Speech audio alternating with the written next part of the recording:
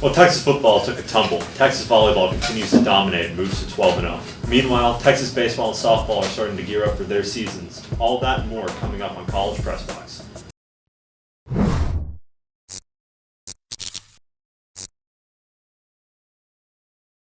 Good evening and welcome back to College Press Box. I'm Colin Flickinger, hosting with Jaedyn Salazar tonight. Before we get started, we want to remind you that College Press Box is brought to you by Cat Metro, Austin Transit System. We connect you to work, school, play, and everywhere in between. Plan your ride to this weekend's game at catmetro.org. This weekend, Texas football went down to Gainesville for their first SEC game of the season, but it did not go as they may have hoped. Let's hear more from R.L. Edwards about the Longhorns' loss this Saturday. Coming off a bye week, the Longhorns find themselves in the swamp for their first SEC matchup against the Florida Gators. This game serves as a test, as the remainder of the Longhorns' season are against SEC opponents on the road. The question remains, is Texas's offense well prepared and organized enough to face the Gators in their home environment, especially without running back C.J. Baxter? The environment at the University of Florida was electric and daunting as students made their presence known throughout the entirety of the game. DJ Lagway throws to tight end Aidan Urbach, who doesn't quite secure the ball before he goes down and it's picked up and turned over by Anthony Hill. Arch Manning, feeding off the momentum, throws a deep ball to wide-open receiver Parker Livingston. Lagway hands the ball off to Jaedyn Urbach, who's immediately taken down by Colin Simmons. Manning on the carry doesn't get very far and taken down by Gator defense. Lagway with a deep ball to freshman Vernell Brown.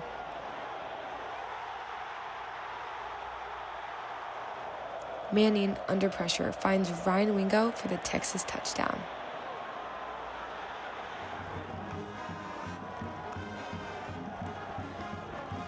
Lagway finds Dallas Winston. He secures it and rushes down the field for a Gator touchdown.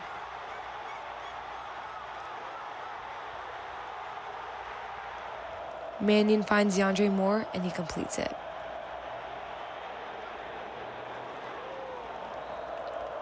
Manning escaped the pocket. He's on the run again. He hugs the sideline before stepping out of bounds.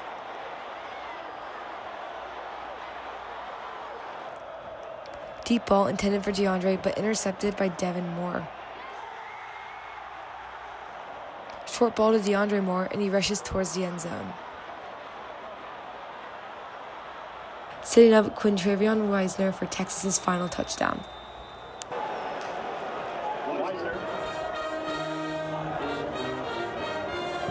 The Gators came away with an SEC upset, beating the Longhorns 29-21. Inconsistency was Texas's greatest enemy, as neither their offense nor defense could keep up with the Florida Gators. At the end of the half, the Gators had pulled away with 3 scoring drives, only allowing the Longhorns to score off a fumble in the midfield. At the end of the game, the Longhorns only finished with 52 rushing yards and averaging 9 yards per pass. Texas is now 3-2 going into the Red River rivalry next Saturday in Dallas. I'm Elle Edwards reporting for TSTV Sports. A tough trip it was to Gainesville for the Longhorn football team as they fell 29-21 to the Florida Gators in the swamp. Let's go now to Jaedyn and Aidan to break down exactly what happened this weekend. Jaedyn? Thanks, Colin. I'm here with Aidan Urbach to discuss football after this week's match against Florida's unfortunate loss. Welcome, Aidan. How are you doing tonight? Doing better, Jaedyn. Better than Arch Manning and his O-line unit. Sorry, boys. No Raising Cane's for y'all. Yesterday, as a Cowboys fan, Dak Prescott showcased his all-pro prowess against the Jets in a savvy win. It may be a little crazy, but that 4-year, $240 million max deal that Dak Prescott signed 2 seasons ago may still be bad. Arch Manning was sacked 6 times and faced pressure on nearly 60% of his dropbacks in that game. How much of Texas' struggles do you think trace back to the breakdowns in pass protections versus Florida's system in disrupting the pocket? Well, Arch Manning was under siege all game, as Florida's front 4 generated 6 sacks and 11 quarterback pressures. The Gators frequently overloaded the left side of the attack, exploiting communication gaps among Texas's offensive line. With a staggering 38% pressure rate allowed, Texas's pass protection was unable to give Manning consistent time to go through his progressions, forcing him to quick reads and several throwaways. The Longhorns' tackles, such as Trevor Gooseby, struggled mightily to contain Florida's edge rusher like projected first-rounder Tyreek Sapp, which tilted momentum to that of Billy Napier's Florida team, from the opening quarter and forward. Texas's offense totaled just 52 yards on ground to Florida's 159 yards.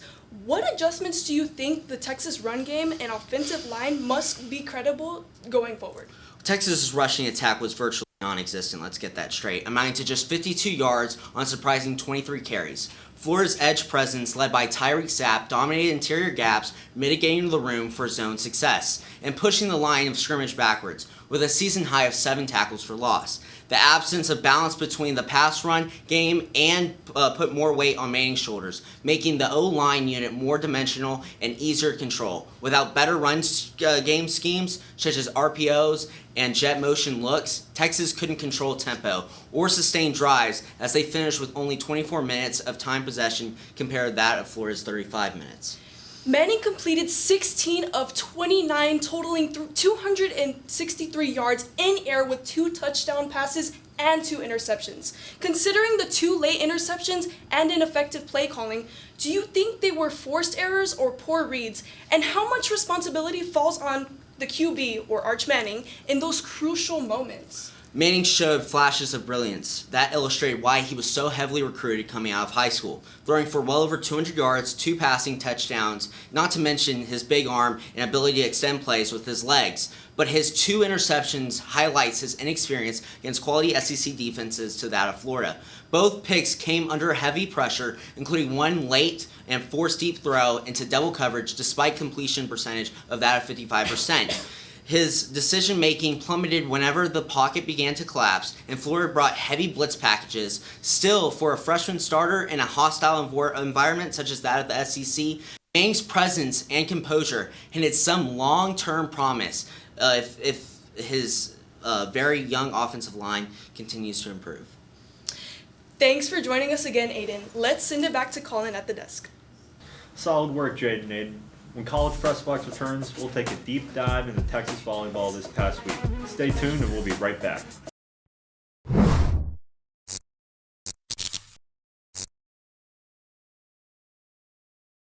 Welcome back to College Press Box.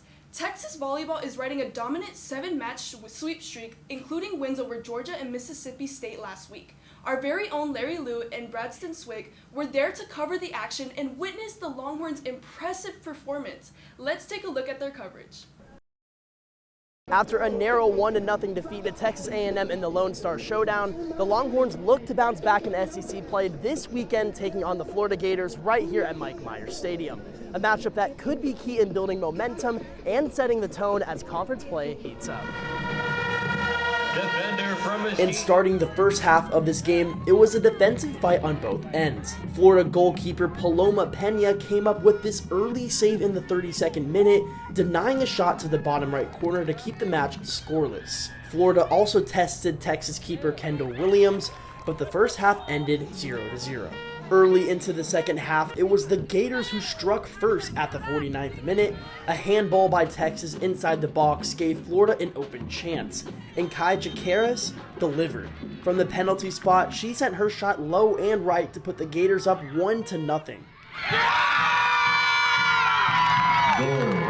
But the Longhorns were quick to respond. Just 7 minutes later, fresh substitute number 17 Molly McMillan made an instant impact, delivering a shot to the bottom right corner with the help of number 9 Sadie Hodge and number 1 Ava McDonald. This not only evened the score at 1-1, but also marked McMillan's first career goal. But the Gators weren't done. In the 65th minute, another penalty went Florida's way after a foul on Hodge inside the box. Defender Abby Gemma stepped up, scoring for the Gators and restoring their lead 2-1. And in the final minutes, Texas threw everything forward, outshooting Florida 14-12 overall and earning multiple corners. But Florida's goalkeeper Paloma Pena shut them down, making 4 total saves, including a final stop on Chloe Shimkin's late attempt in the 89th minute. And in the end, it was the Longhorns falling short to the Gators with a final score of 2-1. Now, Texas looks ahead as they will travel this Thursday to continue their conference run against the number 10 ranked South Carolina. Just like any other game, we're going to follow the scout and do what we need to do to play them as hard as possible, but at the same time, preparing us to play our game at our highest level. We're just going to take that next step forward and, take things one game at a time. It's a long season, and it's all about peaking at the right time. Reporting for TSTV Sports, I'm Bradson Swick. Thanks, guys. Now for more analysis, let's go to our volleyball analyst to take a closer look at this team. Thanks, Jaedyn. I'm here with Louis Perez to talk more about this Texas team. Welcome to the show, Louis. How are you? Well, Colin, I'm doing great after Texas Volleyball has swept their way to a 4-0 start in SEC play. This past week, they picked up 2 more road victories over the Georgia Bulldogs and the Mississippi State Bulldogs. 2 big wins they were. The Longhorns have not dropped a single set since their match on September 10th versus Louisville. What do you think has been the force driving that since that showdown in Fort Worth? Colin, since their September 10th matchup against Louisville, volleyball has looked nearly untouchable, not dropping a single set since that match. The driving force behind this surge has been a blend of depth, discipline, and confidence. Texas has one of the most balanced rosters in the nation, and their ability to rotate players without losing intensity gives them an edge over their opponents. The front line has been dominant with strong blocking setting the defensive tone, while the hitters have been relentless in long rallies. At the same time, the Louisville match may have served as a wake-up call, sparking a renewed sense of urgency and focus that shows that they aren't just content with winning, they want to dominate. Combined with sharper communication, on-court chemistry, and smart adjustments from the coaching staff, the Longhorns have turned into a team that plays with a championship mindset, making them one of the toughest teams heading into the heart of the season. Texas has had many talented freshmen in the past, but there seems to be a different level now with outsides Abby Vanderwall and Carrie Spears. How is their impact crucial to the wins on the road in Athens and Starksville? Yeah, the impact of Abby Vanderwall and Carrie Spears has been crucial in Texas' recent wins in Athens and Starksville, as both players have stepped into high-pressure environments and delivered with the poise of veterans. Vanderwall has sparked offensively, giving the Longhorns a reliable option on the outside, while also forcing defenses to stretch and adjust. Spears, meanwhile, has brought energy and consistency to the floor, making key plays in moments where the momentum could have shifted in tough road environments.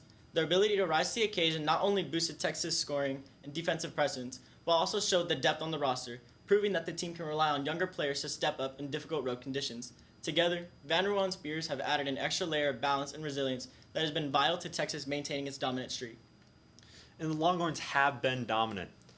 The Longhorns will have yet another huge test this week, facing Tennessee at home. The Lady Vols were swept by the Longhorns last season, but will come into Austin's with a vengeance. What will be some of the keys for this matchup? Yeah, the Longhorns will have a tough challenge when Tennessee comes to Austin, and the keys to the match will center on maintaining their defensive intensity and limiting Tennessee's offense. Texas will need to establish its block early, forcing the Lady Vols into difficult swings and setting the tone at the net. Equally important will be the serving game. If the Longhorns can keep the pressure on Tennessee's back row and disrupt the rhythm, it will open up opportunities in transition. On the offensive side, Texas must continue to spread the ball efficiently, relying not just on their stars, but also on the depth of the other hitters to keep the Vols guessing. Composure will also be crucial as Tennessee will bring energy and motivation after last year's sweep. If Texas can control the tempo, minimize errors, and stay aggressive, they'll put themselves in a strong position to secure another ranked win at home. Well, that'll do it for us here. Thank you for joining us again, Louis. Back to you at the desk, Jaedyn. Thank you, Colin and Louis. When College Press Box returns, we'll be talking about Texas baseball and softball from last week. You won't want to miss it.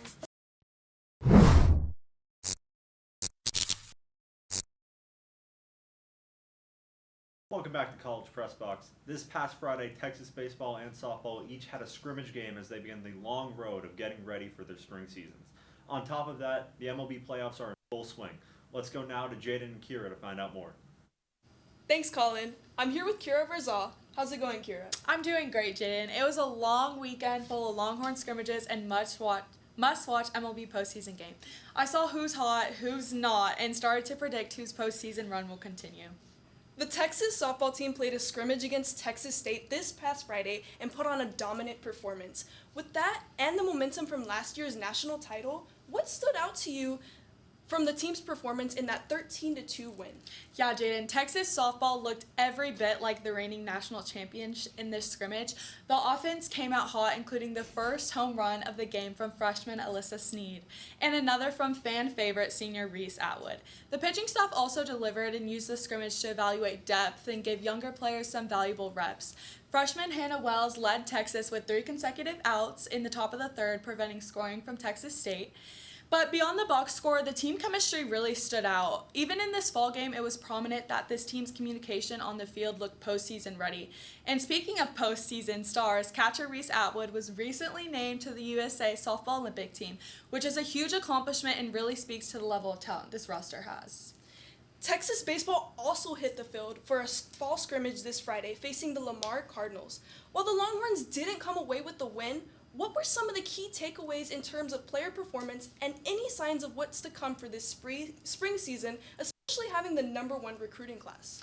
Texas baseball did fall short to Lamar 11-5 in what was definitely a learning moment for the team, but this scrimmage still offered a lot of insight. First, yes, Texas does have the #1 ranked recruiting class in the country this year, and we already saw flashes of that talent. The Texas baseball roster actually started 2 of those freshmen. We had Anthony Pack Jr. in right field and Maddox Mansour in left field. Freshman Anthony Pack also looked very comfortable at the plate. He had multiple base hits throughout the night, and I think it's also important to mention that former third baseman Casey Borba has taken actually a new role on this team, starting as the first baseman. And while the final score didn't go their way, the scrimmage was more about giving players reps, testing different lineup combinations, and just continuing to build that team chemistry, especially with such a young, talented roster. I really think this team is going to continue to grow and come out strong when the spring hits. This past weekend, we also saw some intense action in the MLB postseason with several critical wildcard and division series games taking place.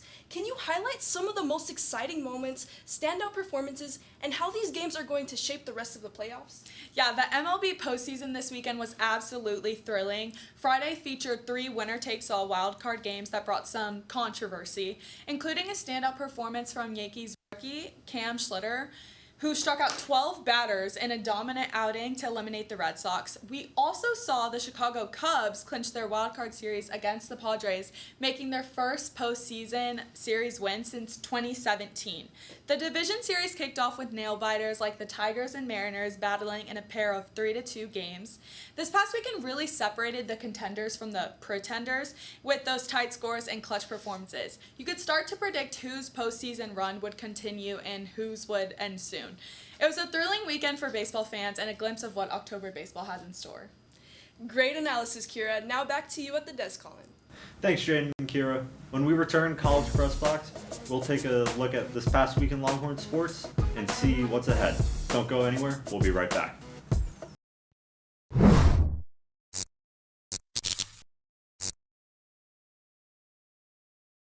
Welcome back to College Press Box. Let's take a look at this past week in Longhorn sports. Texas softball catcher Reese Atwood has been selected to compete on the U.S. women's national team that's being hosted for a series in Australia called Down Under Series. Atwood is one of 2 collegiate athletes to compete on the 16-player roster after leading Texas to its first Women's College World Series title last season and earning first-team All-American. In the 2025 season, she posted standout numbers with 89 RBIs, 21 home runs, and a batting average of .391. The series will be held in the beginning of December 31st all the way through January 3rd. Texas women's golf junior Farah O'Keefe was part of a 3-person team that brought home gold in the Women's World Amateur Team Championships in Singapore. The Americans shot 18 under par on their way to securing first place, winning over Spain and South Korea on a tiebreaker. 4 other Longhorn golfers represented their countries as well, with junior Lauren Kim representing Canada, senior Cindy Sue, and junior Selena Liao representing Taiwan, and junior Vivian Liu representing New Zealand. Texas Longhorns baseball program has secured the top spot in Baseball America's 2025 National Recruiting Class rankings. This incoming class comprises of 14 freshmen, including 8 players featured in Baseball America's top 500 draft prospects. The Longhorns' recruiting success is attributed to coach Jim Slossenego, who has been instrumental in assembling this class of recruits. This top-tier talent is expected to boost Texas's competitiveness on the national stage in upcoming seasons. Now let's take a look at this week in Longhorn sports. On Wednesday, volleyball will be playing Tennessee at 6:30 p.m. on SEC Network. On Thursday, October 9th, soccer will be playing at South Carolina at 5 p.m. on SEC Network. On Saturday, the 11th, football will be playing versus Oklahoma in Dallas at 2:30 on ABC. On Sunday, volleyball will be playing at Alabama at 2 p.m. on the SEC Network. And that will conclude this week's episode of College Press Box. Thank you for tuning in, and as always, please make sure to tune in to our other sports shows this week, including College Crossfires Wednesday airing at 9 p.m. and the 1-0 Sports Show on Fridays at 11 a.m. Also, we invite you to follow our coverage on Instagram, X, TikTok, and at the YouTube handle TSTV Sports. Thank you to our analysts, everyone in the Master Control, our executive producer, Kendall Unger, and all of our reporters in TSTV Sports. I'm Jaedyn Salazar. He's Colin Flickinger. Thank you for watching and have a good night.